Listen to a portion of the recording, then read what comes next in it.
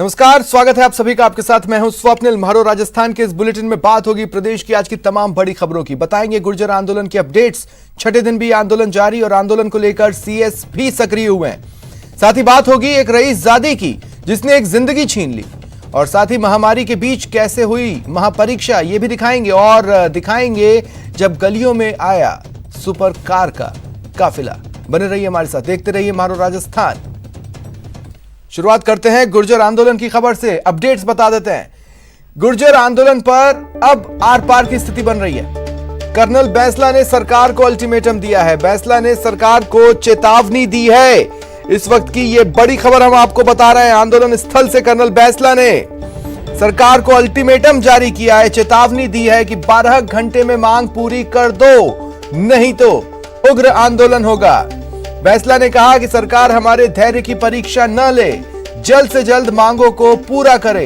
ये इस वक्त की बड़ी खबर हम आपको बता रहे हैं। पिछला जो अल्टीमेटम था वो 1 नवंबर तक का था। 1 नवंबर से हम आंदोलन पर चले जाएंगे, और वैसा ही इन्होंने किया। और अब ये अल्टीमेटम जारी किया है कि इफ या बट की गुंजाइश न रखें, जैसी मांगे हैं उसको पूरा कर दे। 12 घंटे और हम आपको दे रहे हैं, मांगे पूरी कर दो, नहीं तो आंदोलन को उग्र किया जाएगा। हमारे धैर्य की परीक्षा न लो सरकार, यह कहना है कर्नल बैंसला का। और इधर सरकार ने फिर एक बार कर्नल बैंसला को संदेश भेजा है। इस संदेश में कहा है कि सरकार की ओर से बातचीत के विकल्प खुले हैं, वार्ता का विकल्प खुला है। अब सरकार कर्नल बैंसला के जवाब का इंतजार कर रही है। इधर कर्नल बैंसला के बेटे विजय बैंसला को फिलहाल कर्नल बैंसला ने आंदोलन की कमान थमा दी है। अब मुख्य सचिव ने आला अफसरों के साथ लंबी मंत्रणा की है। तो गुर्जरों का गदर कब तक? सरकार की तमाम कोशिशों के बावजूद पिछले 6 दिनों से गुर्जर पटरी पर है। पंच पटेल भी किरोड़ी सिंह बैंसला से बात कर चुके हैं, लेकिन बैंसला तो अब अल्टीमेटम पर उतर आए हैं।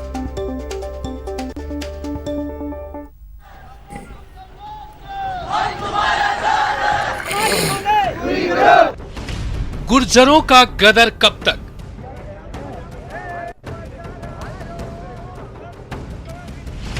पटरी पर कब्जा कब तक?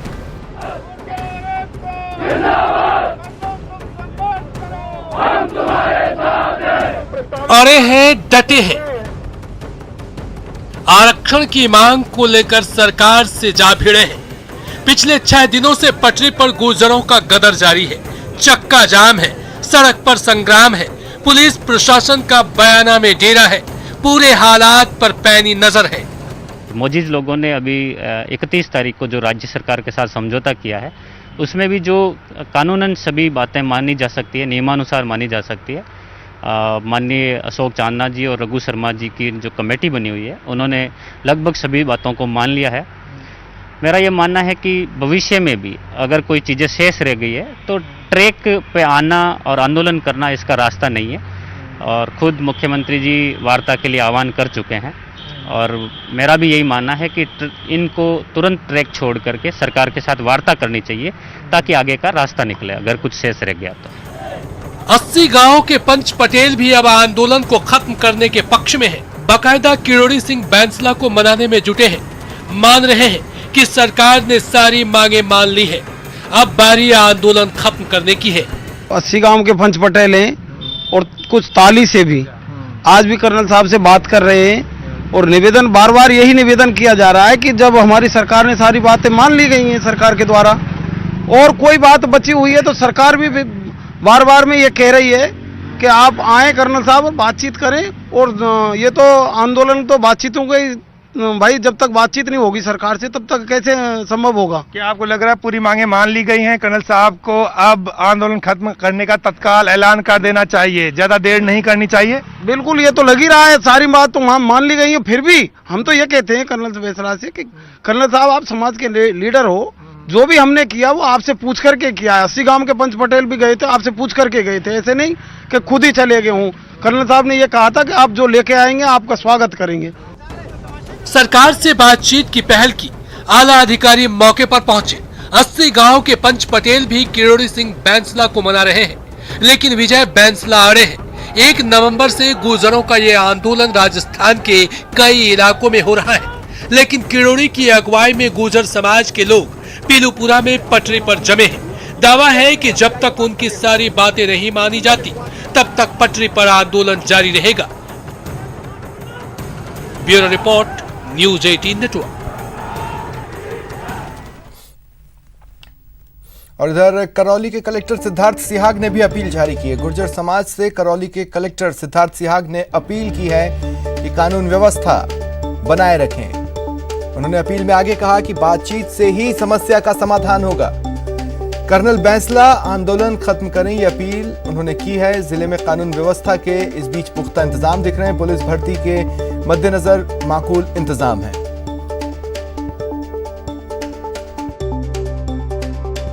परीक्षाएं शुरू हो गई हैं तो बहुत सारे अभ्यर्थी इस परीक्षा में भाग लेने के लिए अलग अलग स्थानों से आ रहे हैं। उन सबको किसी प्रकार की असुविधा ना हो, उसके लिए हमने पुख्ता व्यवस्थाएं की हैं।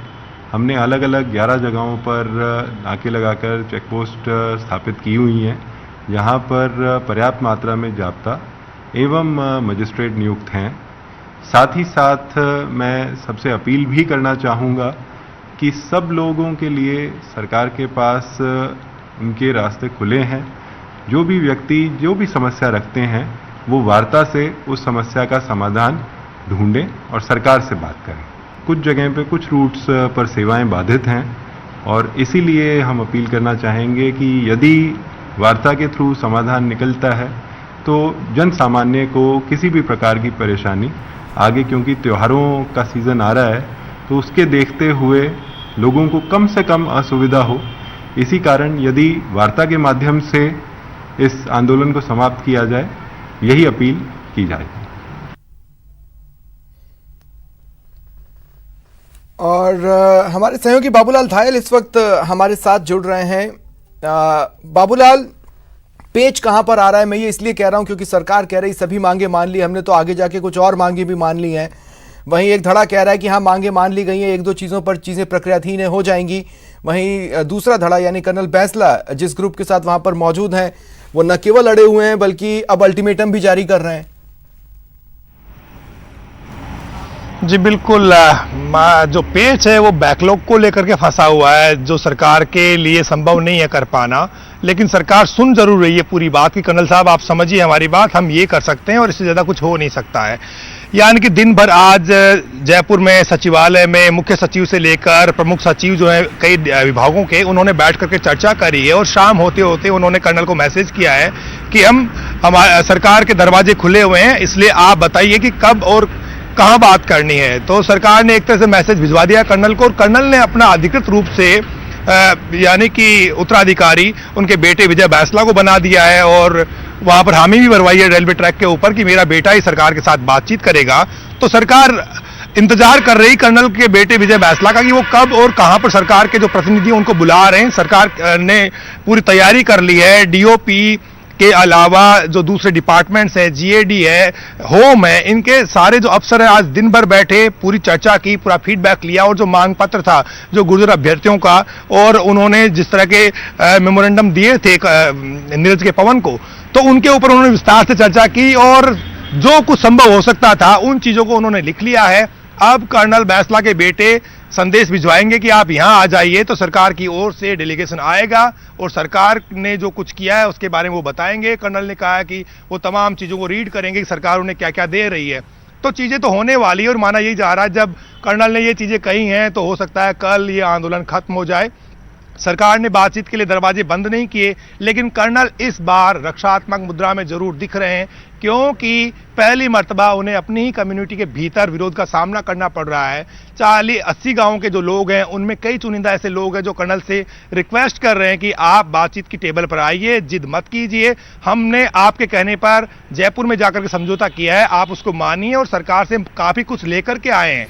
तो कर्नल के ऊपर एक दबाव भी है। बहुत हद तक पिछले 6 दिन की सुर्खियां बाबूलाल ये भी इशारा कर रही हैं कि अब कर्नल बैंसला नेपथ्य में मौजूद जरूर हैं, लेकिन अब फ्रंट पर विजय बैंसला है और वही अब आंदोलन का प्लान बना रहे हैं। एक व्यक्ति जिसे आप कह रहे हैं कि वो थोड़ा इस बार सॉफ्ट है, वो अल्टीमेटम जारी कर उग्र आंदोलन की चेतावनी दे रहा है। उग्र आंदोलन की चेतावनी आज जाकर के उन्होंने दी है, जब सरकार ने पूरा होमवर्क कर लिया है कि हम गुर्जरों के साथ बैठ करके पूरी बातचीत को तैयार हैं। कोई भी डिमांड है उसके ऊपर हम पीछे नहीं हटेंगे, चर्चा करेंगे और बताएंगे कि ये हो सकता है, ये नहीं हो सकता। तो सरकार दबाव में ज्यादा नहीं आएगी, क्योंकि बहुत सारी चीजें जो है वो हो चुकी हैं और उनमें कुछ भी ज्यादा हो पाना संभव नहीं है। तो ऐसी सूरत में कर्नल बैंसला का एक अचीवमेंट तो यह है कि उन्होंने अपने बेटे को सरकार के सामने अपना उत्तराधिकारी के तौर पर मनवा लिया है, वही सरकार के साथ सीधी बातचीत कर रहे हैं। और लेकिन उनके सामने दूसरी चुनौती ये भी आई है इस बार कि पहली बार ये जो नेहरा बेल्ट है, जो 80 गांवों में गुर्जर बसते हैं, उनमें कई ऐसे कद्दावर नेताओं ने उनसे न केवल उनका विरोध किया बल्कि उन्हें सरकार से बातचीत करने के लिए भी उन्होंने दबाव बनाया और वो लोग नहीं आए। इसलिए कर्नल को वार्ता की टेबल पर आना ही पड़ रहा है और उन्हें सरकार के साथ बातचीत करनी ही होगी, क्योंकि 6 दिन गुजर गए हैं, राजस्थान पुलिस की भर्ती चल रही है, गुर्जर समाज के भी 1 लाख युवा इन भर्ती परीक्षाओं में बैठ रहे हैं और आम जनजीवन बहुत ज़्यादा जो है ना प्रभावित हुआ है। दिल्ली से मुंबई जाने वाले इतने बड़े कई शहर जो है इस रेलवे लाइन से जुड़े हुए हैं, तो लोगों की आमदरफ्त प्रभावित हो रही है। साथ ही बिजनेस के सिलसिले में इधर उधर जाने वाले लोग परेशान हो रहे हैं। सवाई माधोपुर से भरतपुर जाने के लिए जो सीधा स्टेट हाईवे है उसके ऊपर यदा कदा यानी कभी खोल देते हैं, कभी बंद कर देते हैं, कभी चक्का जाम हो जाता है। तो लोग खासे परेशान हैं। इस इलाके की जो समर्थन उन्हें मिलना चाहिए था वो इस बार नहीं मिला। ये बात कर्नल खुद भी जानते हैं, उनके बेटा विजय बैंसला भी जानते हैं। तो उनके ऊपर एक मनोवैज्ञानिक दबाव भी है, लेकिन कर्नल ने तय कर लिया है कि उनके बेटे ही सरकार के साथ बात करेंगे।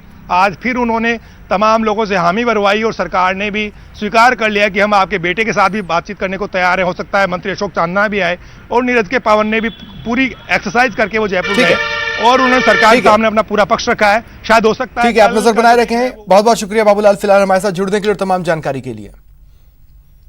और इस बीच कांस्टेबल भर्ती परीक्षा से जुड़ी बड़ी खबर मिल रही है। 11 फर्जी परीक्षार्थी पकड़े गए। एसीपी मेघचंद मीना की यह बड़ी कार्रवाई। बिहार से जयपुर आए थे ये फर्जी अभ्यर्थी। कांस्टेबल भर्ती परीक्षा जो कि राजस्थान में आज से शुरू हुई है, दिन भर सुर्खियां रही। आज 2 पालियों में यह परीक्षा आयोजित हुई है परीक्षा केंद्रों पर। और इस बीच 11 फर्जी परीक्षार्थी जयपुर में पकड़े गए। ये 11 के 11 बिहार से जयपुर आए थे एग्जाम में अपीयर होने के लिए। धर दबोचे गए। एसीपी मेघचंद मीना की ये बड़ी कार्रवाई, बड़ी खबर इस वक्त की आपको बता रहा है।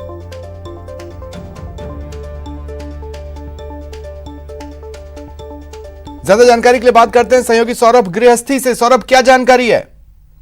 देखिए, एक बहुत बड़ी कार्रवाई हुई है कांस्टेबल भर्ती परीक्षा मामले में। 11 फर्जी परीक्षार्थियों को पुलिस ने गिरफ्तार किया है। दरअसल एसीपी मेघचंद मीना को इस बारे में मुखबिर के जरिए सूचना मिली थी कि कुछ लोग दिल्ली से जयपुर आकर फर्जी नामों के जरिए परीक्षा देने वाले हैं, जिसके बाद पुलिस ने नाकेबंदी की और 3 गाड़ियों में भरकर आए कुल 13 लोगों को डिटेन किया और उनके साथ सख्ती से पूछताछ के बाद ये साफ हुआ है कि बिहार से इन्हें लाया गया था और दिल्ली में इसका मास्टरमाइंड है वो इन फर्जी परीक्षार्थियों को बिहार से लाया था और दिल्ली से जो है वो आज सुबह जयपुर आते हुए जो है वो उनको गिरफ्तार किया गया। इनके सभी के पास फर्जी आधार कार्ड और फर्जी एडमिट कार्ड मिले हैं। मैं आपको कुछ पलों के लिए रोक रहा हूं। मेरे साथ ACP Meghchand Meena ji phone line पर मौजूद हैं। सर, स्वागत है आपका न्यूज 18 राजस्थान पर। एसीपी सर, सुन पा रहे हैं मुझे? हाँ, बताइए जी। स्वागत करता हूं आपका और बधाइयां इस कार्रवाई के लिए। बहुत बहुत धन्यवाद सर। क्या सुबह नाकाबंदी में ये 2 गाड़ियां दिल्ली नंबर की जब पकड़ी गई तो इनमें चार लोग जो है 8 व्यक्ति बिहार के, उनके बैग्स में पटना एयरपोर्ट से दिल्ली एयरपोर्ट तक आने की और दिल्ली से ये दिल्ली नंबर की गाड़ियों से यहाँ जयपुर आने की जब तलाशी ली गई, संदिग्ध लगे जिनके बैग्स में ये पर्चियां निकली और राजस्थान पुलिस के एग्जाम की कुछ पासबुक और पठन सामग्रियां निकली, तो ये लोग संदिग्ध होकर के इनसे अनुसंधान शुरू किया गया, तब इस गिरोह का पर्दाफाश हो पाया। ये फर्जी आईडी बनाकर एग्जाम देना चाहते थे या किसी और की एवज में बैठ रहे थे? नहीं, ये किसी और के एवज में इनका गिरोह का जो 8 लोग तो ये थे जो मालवीय से दूसरे व्यक्ति पकड़ा गया, उनके स्थान पर बैठाकर ये एग्जाम दिलाने वाले थे। और इनका मुखिया एक जो सरकारी कर्मचारी है, इंस्पेक्टर रैंक का, वो अभी दिल्ली में उनका फोन स्विच ऑफ आ रहा है, उसके लिए अलग से टीमें रवाना की गई है। तो ये तो परीक्षा केंद्र पहुंचने से पहले ही धर दबोच लिया आपने इनको। सर, मेरा सवाल आपसे ये है कि क्या इनके पास एडमिट कार्ड वगैरह चीजें मिली? एडमिट कार्ड वो सर्व कराने वाला दूसरा इनका जो व्यक्ति मालवीय नगर से अरेस्ट हुआ है, वो सर्व करवाता जब ये पहुंच पाते उनके पास। ये 4 बजे नाकाबंदी में एसआई मनोज द्वारा इनको संदिग्ध मानते हुए रोका और तलाशी ली गई और पूछताछ की गई। तब हमको उन्होंने बताया, हम जाकर के इनसे गहन अनुसंधान किया, तब इस गिरोह का पता चला कि ये लोग ऐसी एग्जाम देने वाले हैं। तो क्या पूर्व में कुछ घटनाएं इसी गिरोह से जुड़ती महसूस हो रही है? पूर्व में जो घटनाएं सामने आई थी, ये अनुसंधान का विषय है। लगता है बिहार के कुछ कैंडिडेट पूर्व में जो गिरफ्तार हुए थे वो इनसे लिंक्ड हो रहे हैं। सर, क्या चांसेस हैं कि ये 8 ही होंगे, कोई और किसी और गाड़ी से न निकल गया होगा? क्या आपको इन्फॉर्मेशन 8 की थी? नहीं, ये एग्जाम आज ही सुबह आरंभ होने वाली थी और इन्फॉर्मेशन अचानक डेवलप हुई थी और इनके साथ में जो जुड़े हैं उनके अनुसंधान करके उनको भी राउंड अप किया जाएगा। ठीक है सर, थैंक्स, शुक्रिया आपका हमारे साथ जुड़ने के लिए और तमाम जानकारी के लिए। सौरभ, आप मेरे साथ हैं? जी बिल्कुल स्वप्निल। सौरभ, जैसा कि मैंने कहा, देखिए इन्फॉर्मेशन मिली, अभी एसीपी साहब कह रहे हैं कि 8 फर्जी परीक्षार्थियों को पकड़ा गया है। ग्राफिक्स में भी कुछ ही देर में अपडेट हो जाएगा। मैं ये कह रहा हूं कि देखिए इन्फॉर्मेशन अगर सटीक थी 8 की और 8 पकड़े गए, वेल एंड गुड, लेकिन क्या ऐसी संभावनाएं हैं जिसको खंगाला जा रहा है कि 8 से ज्यादा हो सकते हैं और वो निकल गए हों? जी बिल्कुल ऐसी संभावना हो सकती है, क्योंकि जिस प्रकार से 3 गाड़ियों में 11 लोगों को गिरफ्तार किया है, तो क्योंकि ये जिस प्रकार से एसीपी ने भी कहा कि इनके लिंक जो है वो पूर्व की जो परीक्षाएं हुई हैं उनमें जो पकड़े गए ऐसे जो फर्जी परीक्षार्थी थे उनसे मिलता है, तो संभावना पूरी है कि ऐसे और भी शख्स होंगे जो ना सिर्फ जयपुर बल्कि, क्योंकि ये पूरे राजस्थान में एग्जाम हुआ है, 581 सेंटर्स पे हुआ है, तो दूसरे सेंटर्स पर भी इस प्रकार के जो फर्जी परीक्षार्थी हैं वो परीक्षा देने आए हों, ये बड़ा सवाल आपने उठाया। लेकिन अभी इस पे जांच किस प्रकार से होती है ये देखने वाली बात होगी। और ये ही, क्योंकि इस प्रकार से इसमें इंस्पेक्टर पूरा कोई रिटायर्ड इंस्पेक्टर। शुक्रिया सौरभ हमारे साथ जुड़ने के लिए और तमाम जानकारी के लिए। तो प्रदेश में आज से कांस्टेबल भर्ती परीक्षा इस खबर के बीच शुरू हो चुकी है। युवाओं में खासा उत्साह दिखा है। आपकी टीवी स्क्रीन पर 3 तस्वीरें हैं जयपुर, उदयपुर और करौली की, जहां कड़ी सुरक्षा के बीच परीक्षा आयोजित हुई। एग्जाम सेंटर्स पर कोरोना गाइडलाइंस का पूरा ध्यान रखा गया। और परीक्षा से ही जुड़ी 3 और तस्वीरें देखिए, झालावाड़, धौलपुर, भरतपुर की, जहां परीक्षार्थी अपने अपने सेंटर्स पहुंचे और परीक्षा में शामिल हुए। सोशल डिस्टेंसिंग के साथ ही कोरोना गाइडलाइंस पूरी तरह फॉलो की गई। 5 और तस्वीरें झुंझुनू, अलवर, सिरोही और सीकर की आपकी टीवी स्क्रीन पर है। और डूंगरपुर, बाड़मेर, अजमेर, कोटा और उदयपुर में भी परीक्षा को लेकर खास इंतजाम रहे। अभ्यर्थी परीक्षा केंद्रों पर पहुंचे और एग्जाम दी। कोरोना गाइडलाइंस पूरी तरह फॉलो की गई।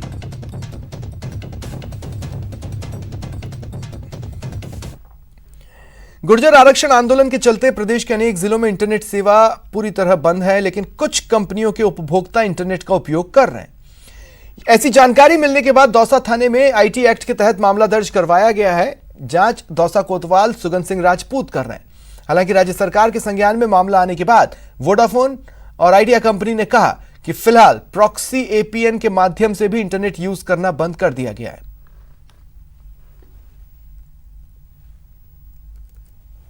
2020 तक ये राज्य सरकार के आदेश से नेट बंदी का, मोबाइल नेटवर्क का बंद करने का आदेश जारी हुआ था राज्य सरकार की तरफ से।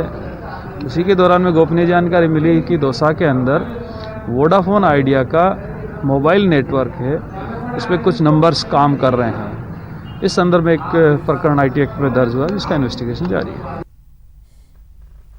वक्त एक ब्रेक का, ब्रेक के बाद बात बेकाबू ऑडी के अटैक की।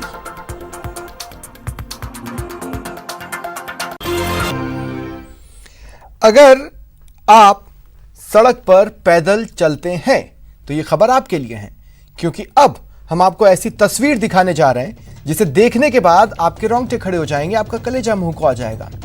ये 4 तस्वीरें हैं, चारों राजधानी जयपुर की। कांस्टेबल भर्ती परीक्षा के लिए जा रहा युवक आज रफ्तार के कहर का शिकार हो गया। हादसा इतना भीषण था कि युवक पुलिया से 100 फीट दूर जा गिरा। मौके पर ही उसकी मौत हो गई।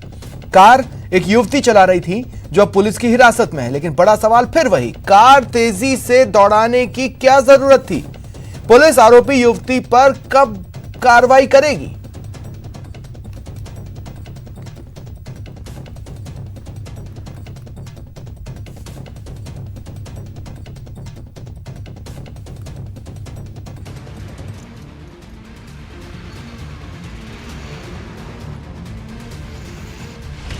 एक भीषण टक्कर। राजधानी जयपुर में एक भीषण हादसा सामने आया है, जिसमें एक शख्स की मौके पर ही मौत हो चुकी है। ऑडी का अटैक। एक तेज रफ्तार ऑडी कार ने टक्कर मार दी और टक्कर इतनी भयानक थी कि जो राहगीर था उसकी मौके पर ही मौत हो चुकी है। हवा में उड़ा शख्स। जो शख्स है वो करीब 100 से 150 मीटर दूर जाकर गिरा है और उसकी वहीं पर ही मौके पर मौत हो चुकी है। मकान की छत पर मौत।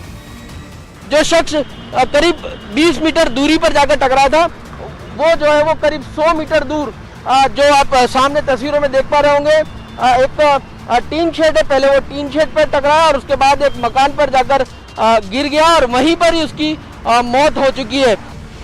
काल बनी सफेद कार।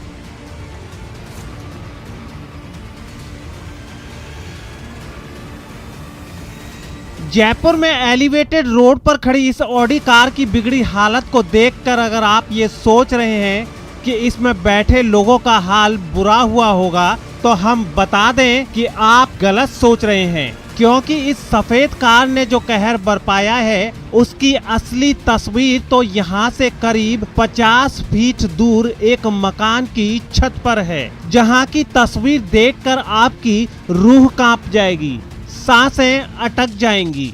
इस मकान की छत पर जिस शख्स की बॉडी पड़ी है उसका एक पैर कटकर अलग हो चुका है, जबकि सिर में लगी चोट की वजह से उसकी जान जा चुकी है।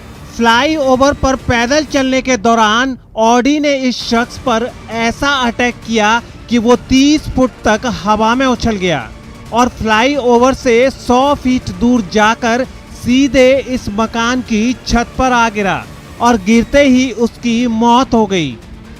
राजधानी जयपुर में एक भीषण हादसा सामने आया है, जिसमें एक शख्स की मौके पर ही मौत हो चुकी है। मामला सोडाला के एलिवेटेड रोड का है, जहां पर एक पैदल चलने वाले शख्स को एक तेज रफ्तार ऑडी कार ने टक्कर मार दी और टक्कर इतनी भयानक थी कि जो राहगीर था उसकी मौके पर ही मौत हो चुकी है। कार और एलिवेटेड रोड के किनारे मकान पर पड़ी इस डेड बॉडी के बाद अब जरा इस लड़की को देखिए। थाने में यूं आराम से बैठी है जैसे कुछ हुआ ही नहीं। आपको बता दें कि ये वही लड़की है जो ऑडी कार चला रही थी और इसी लड़की ने 100 किलोमीटर से भी ज्यादा रफ्तार से कार चलाकर उस शख्स को टक्कर मारी थी जो कांस्टेबल भर्ती परीक्षा में शामिल होने घर से निकला था। जो पुलिस से मिली जानकारी के अनुसार शख्स जो है वो कांस्टेबल भर्ती परीक्षा में शामिल होने के लिए आया था, अपने एग्जाम सेंटर पहुंच रहा था, लेकिन इस दौरान उसकी मौके पर ही मौत हो चुकी है। कहर बरपाने के बाद भी लड़की कार को रोक नहीं पाई और वो डिवाइडर से जा टकराई। टकराते ही कार का सेफ्टी बैग खुल गया और इसे चला रही लड़की और उसकी साथी दोनों बाल बाल बच गईं। कार चला रही लड़की की पहचान भी हो गई है और पुलिस ने इस मामले में कार जब्त कर कार्रवाई भी शुरू कर दी है। कार चालक बिल्कुल पुलिस ने जो आफ्टर एक्सीडेंट उनको अभिरक्षा में ले लिया है, पूछताछ कर रहे हैं। वाहन को पुलिस ने अपनी अभिरक्षा में ले लिया है। कौन शख्स है बताया जा रहा है? कोई बड़े व्यक्ति की गाड़ी है और ये भी बताया जा रहा है कोई महिलाएं चला रही थी। देखिए, मैं बड़े व्यक्ति के संबंध में तो नहीं कह सकता। जो चला रहा है वो आरोपी है और पीड़ित के साथ हमारी हमदर्दी है। जो विधि सम्मत कार्रवाई है वो कार्रवाई की जाएगी, चाहे बड़ा व्यक्ति हो या छोटा व्यक्ति। लेकिन बड़ा सवाल यही है, आखिर कब लगेगी कातिल रफ्तार पर लगाम? वक्त एक ब्रेक के बाद बेईमानों के खिलाफ एसीबी के एक्शन की बात होगी।